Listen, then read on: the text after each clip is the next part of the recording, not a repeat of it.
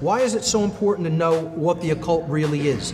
You know, people have different ideas of what is meant by the word occult.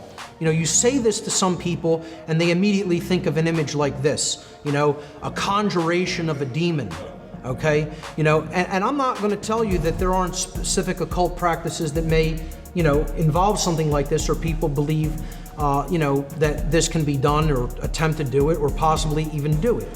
But, you know, this is like more of a Hollywood variant, you know, a Hollywood conception of what people think of as going on in the occult. You think of, oh, those rebellious teenagers out in the woods with the black robes, with a bonfire lit, sacrificing some animals, okay? You know, this is a very limited perception of what the occult is, and it's often a wildly off perception of what it is and what it contains. The occult is so much more than that, and it's so much more significant than practices like this, which I would consider mystical practices. And I'm going to talk about mystical practices versus actual occultism, the study of the occult information. All right? So the first thing, before we get into a working definition or a practical definition of occult information or occultism, let's look at the word occult itself. For people who are familiar with my work, this is nothing new. The word occult is derived from the Latin adjective occultus. Occultus in Latin means hidden from sight, not easily seen.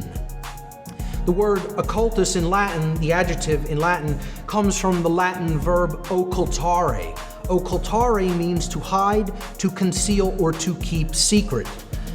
And both of those words in Latin are in turn derived from the Latin noun oculus. Oculus means eye.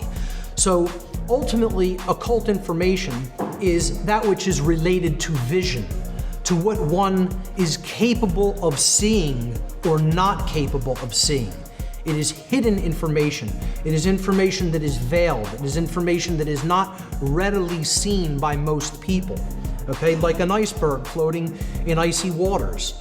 You know, the biggest part of the iceberg is often below the surface.